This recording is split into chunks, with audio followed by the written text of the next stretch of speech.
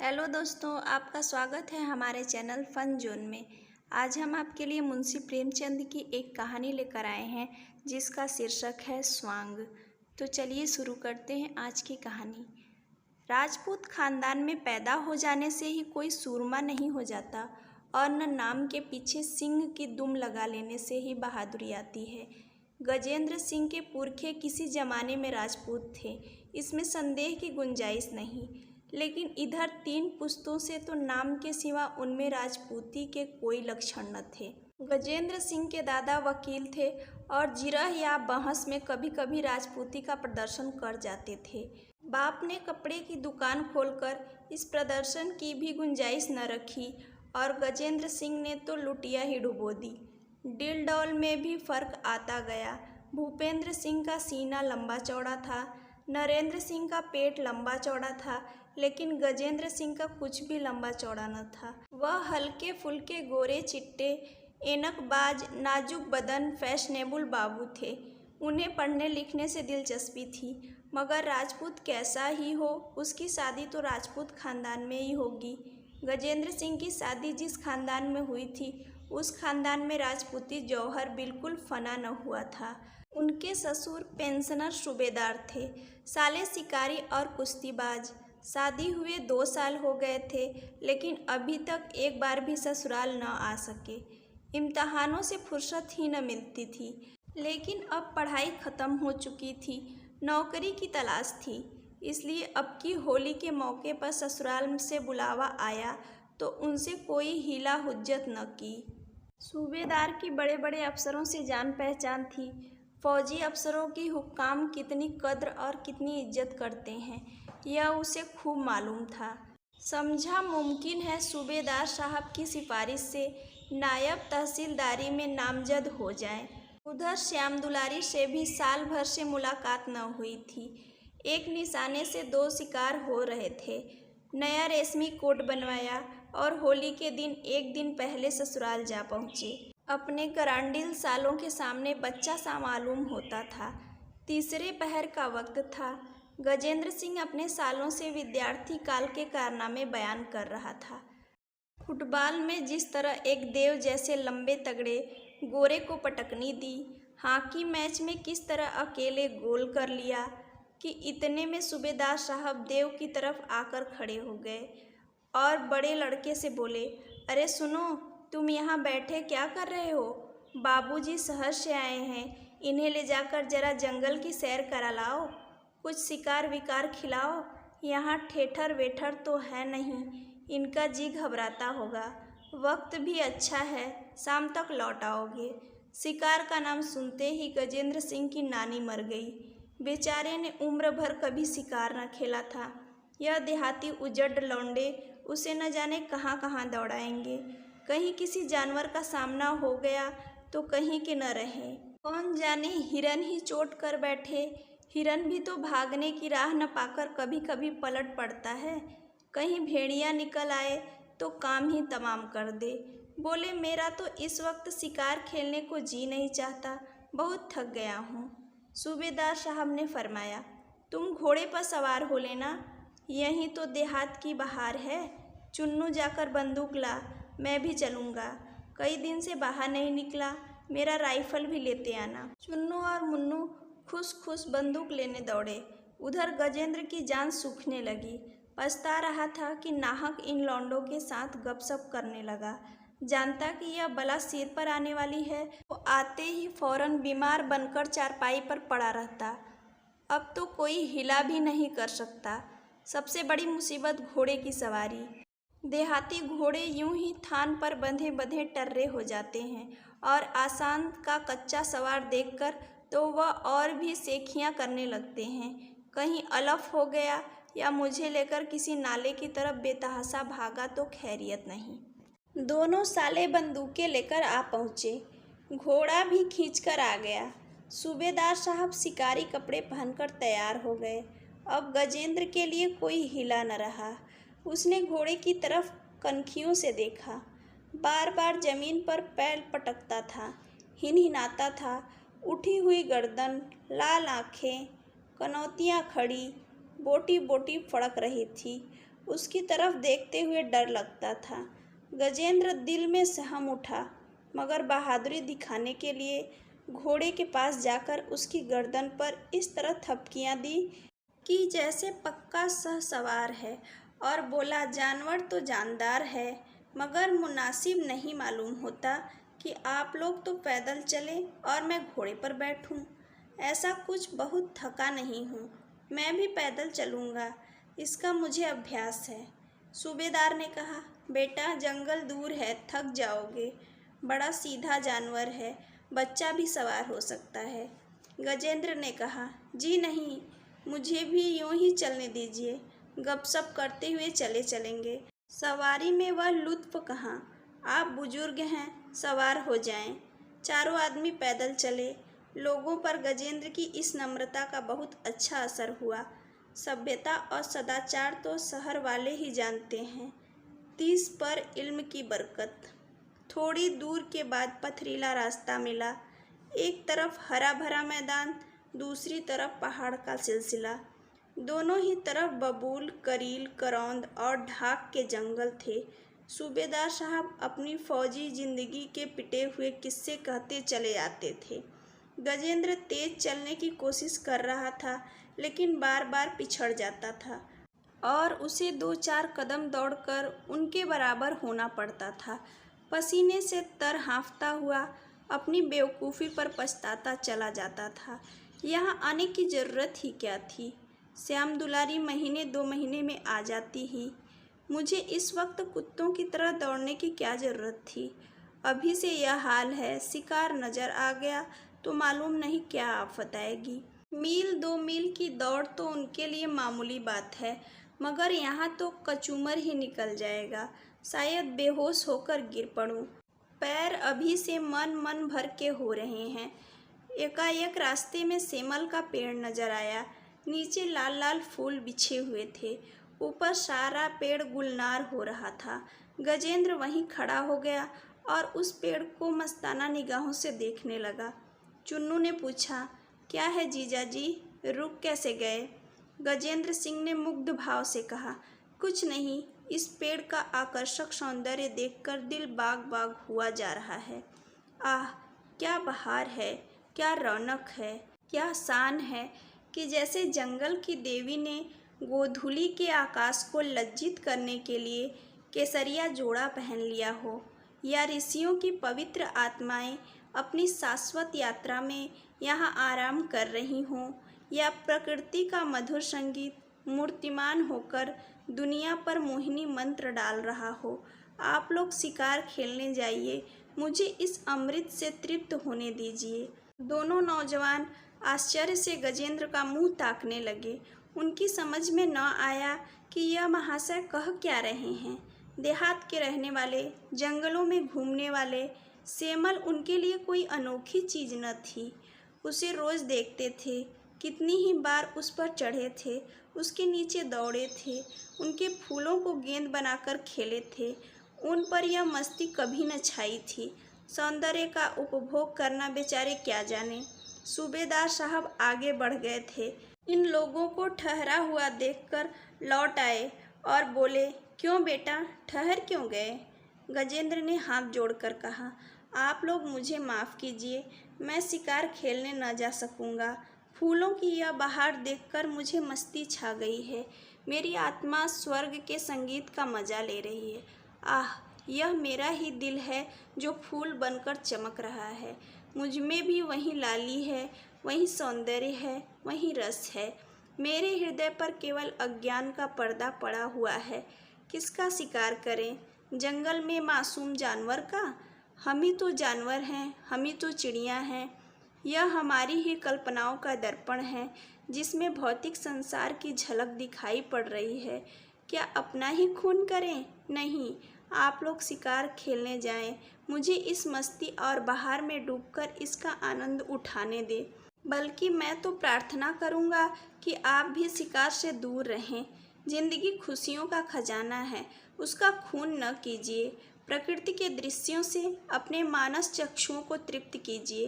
प्रकृति के एक एक कण में, एक एक फूल में, एक एक पत्ती में इसी आनंद की किरणें चमक रही हैं।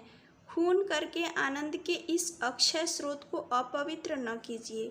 इस दार्शनिक भाषण ने सभी को प्रभावित कर दिया। सूबेदार साहब ने चुन्नू से धीमे से कहा, उम्र तो कुछ नहीं है, लेकिन कितना ज्ञान भरा हुआ है। चुन्नू ने भी अपनी श्रद्धा को व्यक्त किया। विद्या से आत्मा जाग जाती है, शिकार खेलना है बुरा। सूबेदार साहब ने ज्ञानियों की तरह कहा, हाँ बुरा तो है, चलो लौट चलें। जब हर एक चीज में उसी का प्रकाश है तो शिकारी कौन है और शिकार कौन? हम कभी शिकार न खेलेंगे। फिर वह गजेंद्र से बोले, भैया तुम्हारे उपदेश ने हमारी आंखें खोल दी। कसम खाते हैं अब कभी शिकार न खेलेंगे। गजेंद्र पर मस्ती छाई हुई थी। उसी नशे की हालत में बोला, ईश्वर को लाख लाख धन्यवाद है कि उसने आप लोगों को यह सद्बुद्धि दी। मुझे खुद शिकार का कितना शौक था बतला नहीं सकता। अनगिनत जंगली सुअर, हिरन, तेंदुए, नीलगाय, मगर मारे गए होंगे। एक बार चीते को मार डाला, मगर आज ज्ञान की मदिरा का वह नशा हुआ कि दुनिया का कहीं अस्तित्व ही नहीं रहा। होली जलने का मुहूर्त 9 बजे रात को था। 8 ही बजे से गांव के औरत मर्द बूढ़े बच्चे गाते बजाते अबीरें उड़ाते होली की तरफ चले। सूबेदार साहब भी बाल बच्चों को लिए हुए मेहमान के साथ होली जलाने चले। गजेंद्र ने अभी इस तरह किसी बड़े गांव की होली न देखी थी। उसके शहर में तो हर मोहल्ले में लकड़ी के मोटे मोटे 2-4 कुंदे जला दिए जाते थे, जो कई कई दिन जलते रहते थे। यहाँ की होली एक लंबे चौड़े मैदान में किसी पहाड़ की ऊंची चोटी की तरह आसमान से बातें कर रही थी। ज्यों ही पंडित जी ने मंत्र पढ़कर नए साल का स्वागत किया, आतिशबाजी छूटने लगी। छोटे बड़े सभी पटाखे, छछूंदरे, हवाइयाँ छोड़ने लगे। गजेंद्र के सिर पर से कई छछूंदरें सनसनाती हुई निकल गईं। हर एक पटाखे पर बेचारा 2-2, 4-4 कदम पीछे हट जाता था और दिल में इन उजड़ देहातियों को कोसता था, यह क्या बेहूदगी है। बारूद कहीं कपड़े में लग जाए, कोई दुर्घटना हो जाए तो सारी शरारत निकल जाए। रोज ही की ऐसी वारदातें होती रहती हैं, मगर इन गंवारों को क्या खबर। यहाँ तो दादा ने जो कुछ किया वही करेंगे, चाहे उनमें कुछ दुख हो या न हो। अचानक नज़दीक से एक बम गोले की छूटने की गगनभेदी आवाज़ आई कि जैसे बिजली कड़की हो। गजेंद्र सिंह चौंक कर कोई 2 फीट ऊंचे उछल गए। अपनी जिंदगी में वह शायद कभी इतना न कूदे थे। दिल धक धक करने लगा, गोया तोप के निशाने के सामने खड़े हो। फौरन दोनों कान उंगलियों से बंद कर लिए और 10 कदम और पीछे हट गए। चुन्नू ने कहा, जीजा जी आप क्या छोड़ेंगे, क्या लाऊं? मुन्नू बोला, हवाइयाँ छोड़ेंगे जीजा जी, बहुत अच्छी हैं, आसमान में निकल जाती हैं। चुन्नू, हवाइयाँ बच्चे छोड़ते हैं कि यह छोड़ेंगे? आप बम गोले छोड़िए भाई साहब। गजेंद्र, भाई मुझे इन चीज़ों का शौक नहीं। मुझे तो ताज्जुब हो रहा है कि बूढ़े भी कितनी दिलचस्पी से आतिशबाजी छुड़ा रहे हैं। मुन्नू, 2-4 महताबियाँ तो ज़रूर छोड़िए। गजेंद्र को महताबियाँ निरापद जान पड़ी। उनकी लाल हरी सुनहरी चमक के सामने उनके गोरे चेहरे और खूबसूरत बालों और रेशमी कुर्ते की मोहकता कितनी बढ़ जाएगी। कोई खतरे की बात भी नहीं। मज़े से हाथ में लिए खड़े हैं। गुल टप टप नीचे गिर रहा है और सबकी निगाहें उनकी तरफ लगी हुई हैं। उनकी दार्शनिक बुद्धि भी आत्म प्रदर्शन की लालसा से मुक्त न थी। फौरन महताबियाँ ले ली, उदासीनता की एक अजब शान के साथ। मगर पहली ही महताबी छोड़ना शुरू की कि दूसरा बम गोला छूटा। आसमान कांप उठा। गजेंद्र को ऐसा मालूम हुआ कि जैसे कान के पर्दे फट गए या सिर पर कोई हथौड़ा सा गिर पड़ा। महताबियाँ हाथ से छूटकर गिर पड़ी और छाती धड़कने लगी। अभी इस धमाके से संभले न पाए थे कि दूसरा धमाका हुआ। जैसे आसमान फट पड़ा, सारे वायुमंडल में कंपन आ गया। चिड़ियाँ घोंसले से निकल निकल कर शोर मचाती हुई भागी। जानवर रस्सियाँ तुड़ा तुड़ा कर भागे और गजेंद्र भी सिर पर पांव रखकर भागे सरपट और सीधे घर पर आकर दम लिया। चुन्नू और मुन्नू दोनों घबरा गए। सूबेदार साहब के होश उड़ गए। तीनों आदमी बगटुक दौड़े हुए गजेंद्र के पीछे चले। दूसरों ने जो उन्हें भागते हुए देखा तो समझे शायद कोई वारदात हो गई। सब के सब उनके पीछे हो लिए। गांव में एक प्रतिष्ठित अतिथि का आना मामूली बात न थी। सब एक दूसरे से पूछ रहे थे, मेहमान को क्या हो गया, माजरा क्या है, क्यों यह लोग दौड़े जा रहे हैं। एक पल में सैकड़ों आदमी सूबेदार साहब के दरवाजे पर हालचाल पूछने के लिए जमा हो गए। गांव का दामाद कुरूप होने पर भी दर्शनीय और बदहाल होते हुए भी सबका प्रिय होता है। सूबेदार ने सहमी आवाज से पूछा, तुम वहां से क्यों भाग आए भैया? गजेंद्र को क्या मालूम था कि उसके चले आने से इतना बड़ा तहलका मच जाएगा, मगर उसने हाजिर दिमाग से जवाब सोच लिया था, और जवाब भी ऐसा कि गांव वालों पर उसकी अलौकिक दृष्टि की धाक जमा दे। बोला, कोई खास बात न थी, दिल में कुछ ऐसा ही आया कि यहाँ से भाग जाना चाहिए। नहीं, कोई बात तो ज़रूर थी। आप पूछकर क्या करेंगे? मैं उसे जाहिर करके आपके आनंद में विघ्न नहीं डालना चाहता। जब तक बतला न दोगे बेटा, हमें तसल्ली न होगी। सारा गांव घबराया हुआ है। गजेंद्र ने फिर सूफिया का सा चेहरा बनाया, आंखें बंद कर ली, जम्हाइयाँ ली और आसमान की तरफ देखकर बोले, बात यह है कि ज्यों ही मैंने महताबी हाथ में ली, मुझे ऐसा मालूम हुआ कि जैसे किसी ने उसे मेरे हाथ से छीनकर फेंक दिया। मैंने कभी आतिशबाजी नहीं छोड़ी, हमेशा उनको बुरा भला कहता रहा हूँ। आज मैंने वह काम किया जो मेरी अंतरात्मा के खिलाफ था। बस गजब ही तो हो गया। मुझे ऐसा मालूम हुआ जैसे मेरी आत्मा मुझे धिक्कार रही है। शर्म से मेरी गर्दन झुक गई और मैं इस हालात में वहाँ से भागा। अब आप लोग मुझे माफ़ करें, मैं आपके जश्न में न शरीक होऊंगा। सूबेदार साहब ने इस तरह गर्दन हिलाई कि जैसे उनके सिवा वहाँ कोई इस आध्यात्म का रहस्य नहीं समझ सकता। उनकी आंखें कह रही थी, आती है तुम लोगों की समझ में यह बातें? तुम भला क्या समझोगे? हम भी कुछ कुछ ही समझते हैं। होली तो नियत समय पर जलाई गई थी, मगर आतिशबाजियां नदी में डाल दी गई। शरीर लड़कों ने कुछ इसलिए छिपाकर रख ली कि गजेंद्र चले जाएंगे तो मज़े से छुड़ाएंगे। श्याम दुलारी ने एकांत में आकर कहा, तुम तो वहाँ से खूब भागे।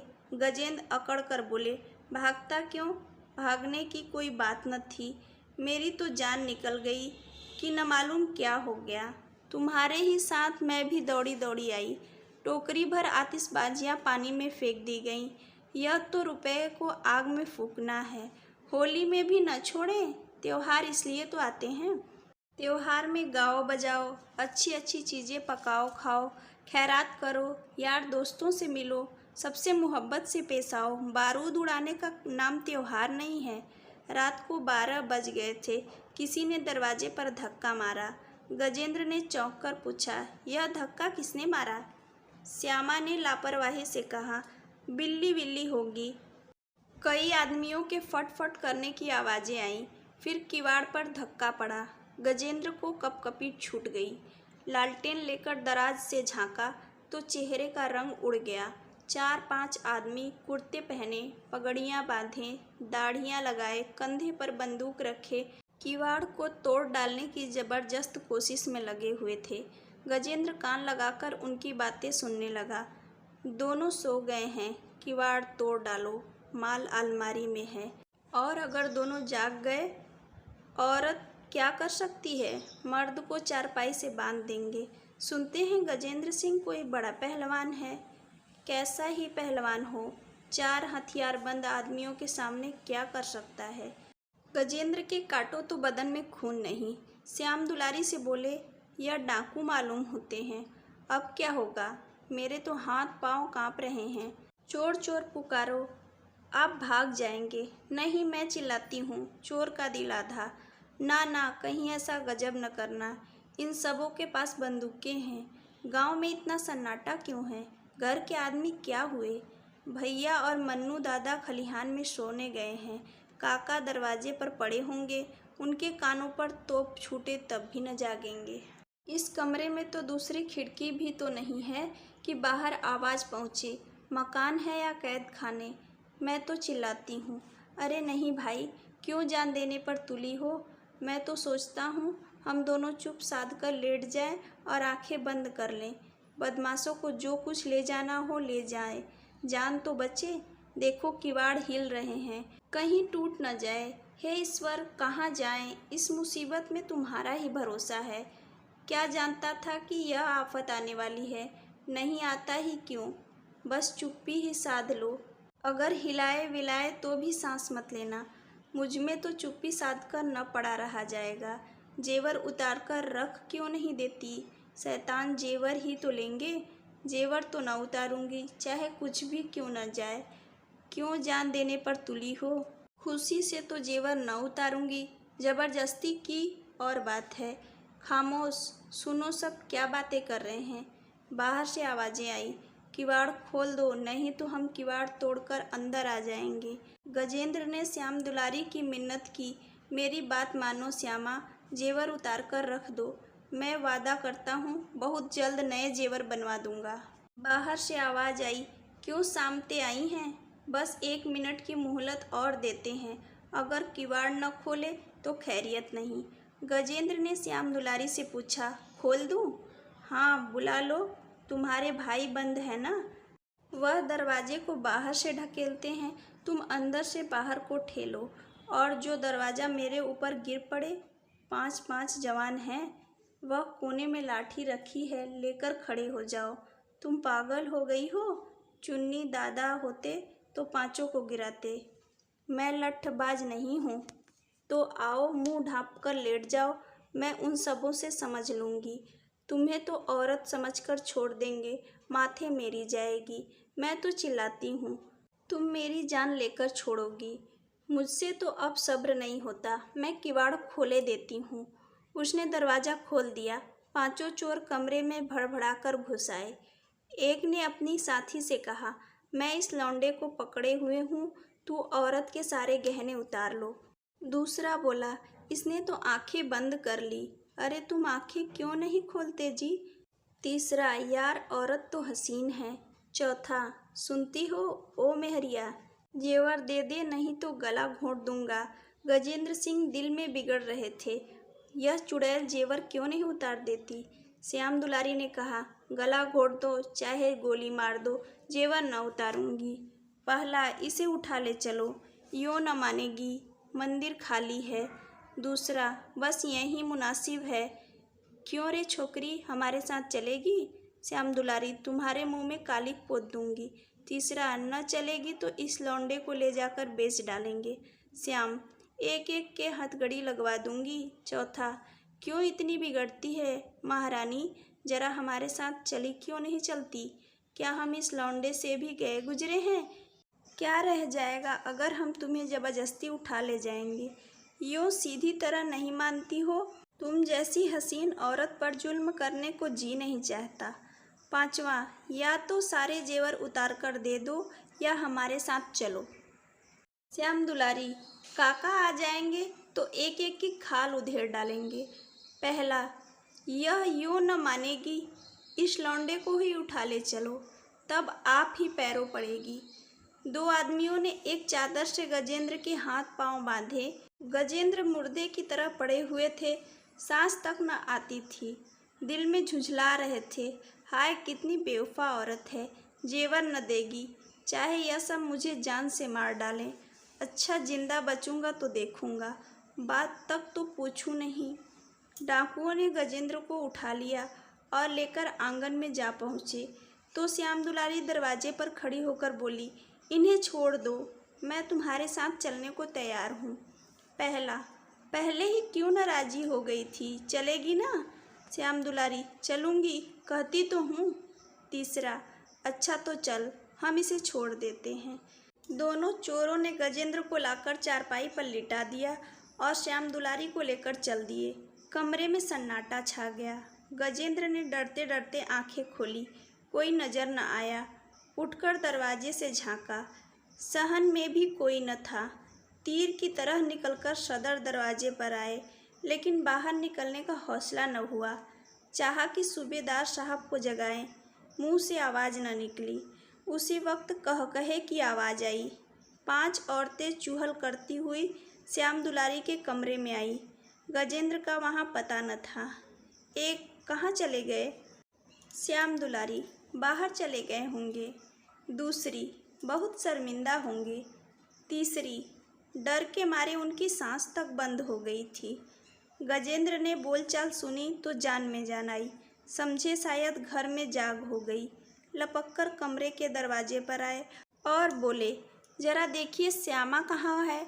मेरी तो नींद ही न खुली, जल्द किसी को दौड़ाइए। एकाएक उन्हीं औरतों के बीच में श्यामा को खड़े देखकर हैरत में आ गए। पांचों सहेलियों ने हंसना और तालियां पीटना शुरू कर दिया। एक ने कहा, वाह जीजाजी, देख ली आपकी बहादुरी। श्याम दुलारी, तुम सबकी सब शैतान हो।